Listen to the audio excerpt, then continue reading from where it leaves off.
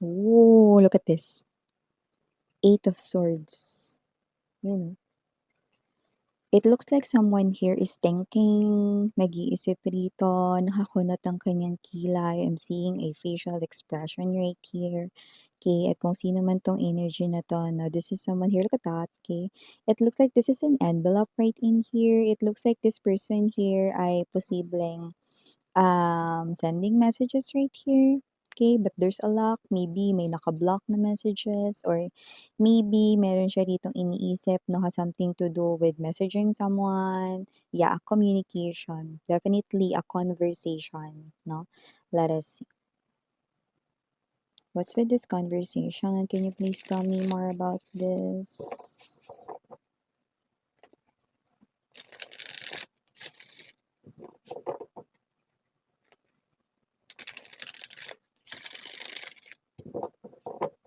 Okay, thanks.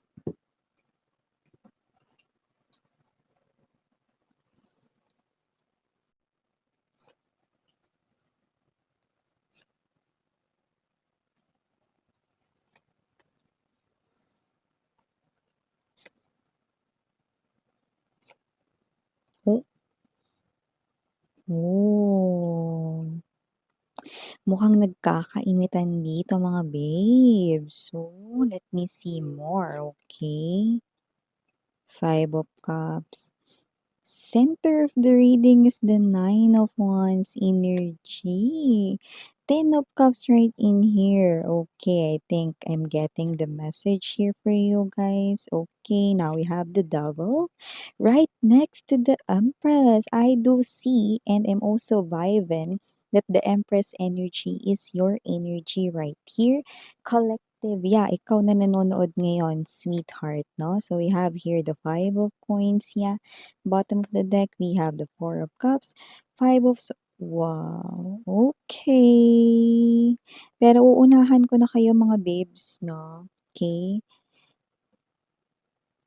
Mangyayari lamang ito, pero sa iba timeless 'to, nangyayari na 'to, basta mangyayari ito kapag meron ka ng special person sa tabi mo 'no, like meron kayong mutual feelings for each other, you love each other, 'pag may bagong person na kayo, kung may bagong person na kayo 'no, this is likely maaaring mangyayari na or nangyari na to some of you, yung iba puwedeng single pa lang kayo ngayon 'no, and mangyayari pa lang ito 'no, definitely mangyayari ito kapag meron na kayong new person sa life ninyo or sa tabi ninyo. So before we dive deeper sa inyong reading, let me just make bati everyone first.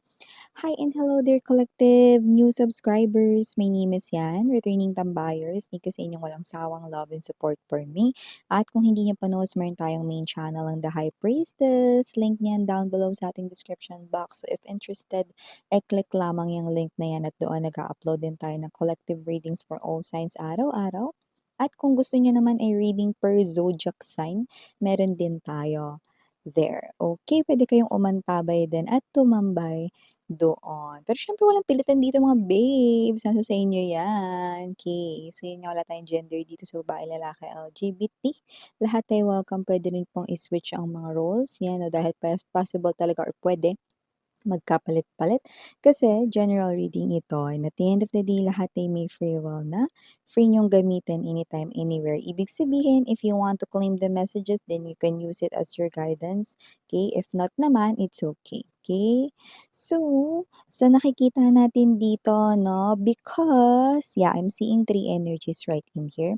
Because with the Seven of Swords energy, Two of Swords, because you're avoiding here this person, who happens to be your ex, iniiwasan mo, you're not paying attention sa kanya, maybe your ex is calling you, maybe your ex is chatting you, maybe your ex is texting you, but you keep on sinsoning lang siya.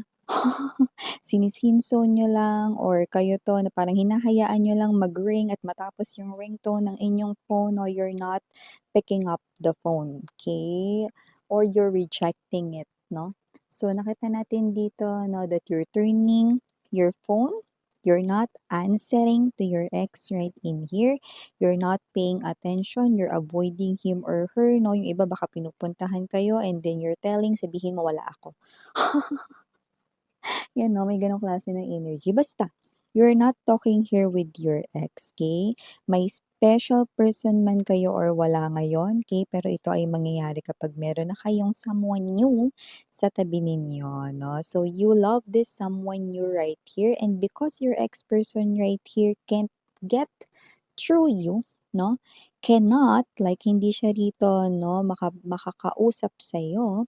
Okay, I'm seeing that with the full card energy, this person here, no, okay, hindi siya titigil from there, no. I'm seeing his or her energy, non-stop dito ang kanyang actions, no. Dahil hindi mo siya rito kinikibo, dahil hindi mo siya rito pinapansin, nakikita ko rito, nakakausapin niya rito ang new person mo. So, kilala niya miss yan?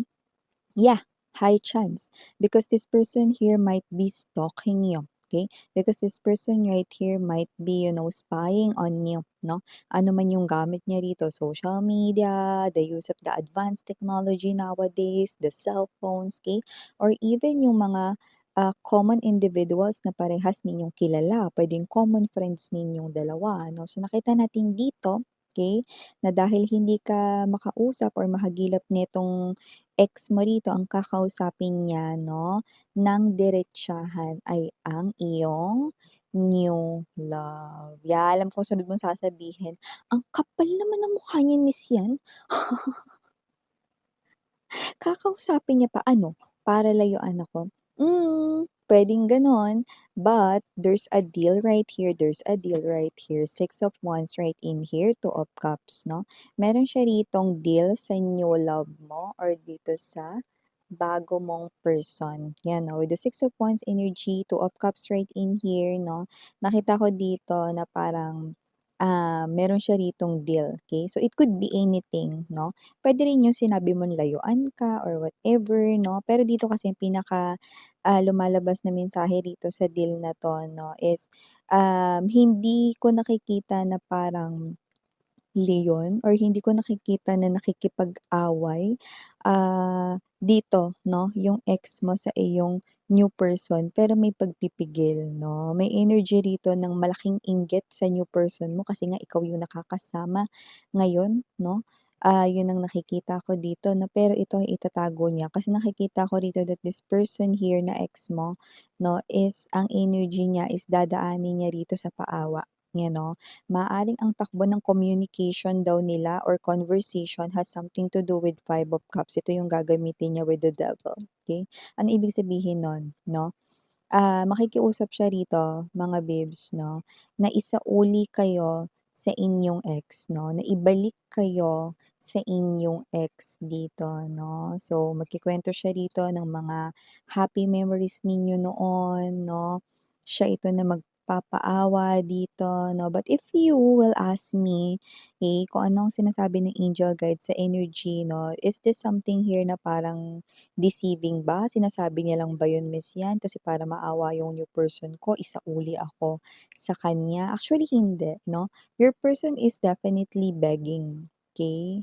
Your person right here is definitely feels like nasa edge siya ng bangin. So kung hindi niya gagawin parang last resort or parang last na ito na parang pag-asa niya kung hindi niya gagawing magmakaawa 'no, hindi niya na alam kung ano yung next niya pang gagawin 'no, just to win you back 'no. So, I do see na makikipag-usap siya ng maayos, the tone is definitely napakakalmado, okay, at nakikita ko rito 'no na susubukan niya 'no, na hingin yung iyo rito 'no, na pagmamahal ulit 'no, which is alam nating hindi naman yun gano'n talaga 'di ba? Or isauli kayo 'no, ibalik kayo 'no, dahil, yun nga 'no, sinasabi niya rito na kayo ang tunay na nagmamahalan 'no, pero hindi yun yung nakikita ko rito 'no. Alam mo, kung sino man 'tong new person mo na lumalabas 'no, na puwedeng kamakailan mo lang naka-in relationship, yung iba parating pa lang siya rito, yung iba naman 'no is talagang nakikita ko rito na lumalalim na ang inyong samahan. Two of Cups energy right in here with the energy of King of Wands right in here 'no. Ten of Cups 'no, nakakaloka 'no, with the Nine of Wands energy right in here. Alam ba kung anong ibig sabihin nun? It's like your new person right here is telling this ex of yours 'no, kahit na sa kabila ng pagmamakaawa nitong tono, kahit na sa kabila rito ng pagpapaayos rito ng usapan 'no, nakikita ko na yung sasabihin rito ng iyong new person ay magti-trigger dito sa ex mo 'no. Bakit minsan ano ba yung sasabihin niya? Yeah, from the looks of this, it looks like ang magiging sagot dito ng new person mo is that, "I am not the one na magdedesisyon niyan. Si collective pa rin ang magdedesisyon niyan. At kung sakali man na piliin ka ni collective, hindi ko pa rin siya ibibigay sa'yo. Dahil sa lahat ng mga pinagdaanan niya sa'yo, hindi ko hahayaang mangyari ito." Oh, kawaii! You know that, no? Yeah, kawaii means cute. Ang cute ng person mo dito. Your new person right here is definitely protecting you right here, no? Your new person literally knows kung ano yung pinagdaanan mo with your ex, and your new person is protecting you na maulit-ulit yung ganong klase ng experience or nightmare. Hindi niya ito hahayaang mangyari ulit. Your new person knows that you, okay, you love him or her 'no, so much na 'no, like, yung bago na yung talagang mahal mo, alam yun ng bagong person mo rito 'no, at alam ng bagong person mo, ramdam niya 'no, na mahal mo siya rito at masaya ka sa piling niya, kaya hindi ka niya ibabalik with your ex 'no. At dito palang kitang-kita na natin yung energy mo, na iniiwasan mo ang iyong ex 'no, dahil natatakot ka rin 'no, that the history might repeat itself 'no, na ikaw ay saktan ulit ng iyong ex rito or whatsoever 'no. So yeah, wow, okay. Your person definitely is someone who is cute, okay, kawaii, yan 'no, that's Japanese word 'no, na cute, okay. At yun nga mga babes 'no, na itong energy na 'to is someone right here na nakikita natin na talagang poprotektahan ka niya no matter what happen, okay. So, lumalabas ka bilang Empress energy, nakita ko 'no, na talagang ikaw na, okey.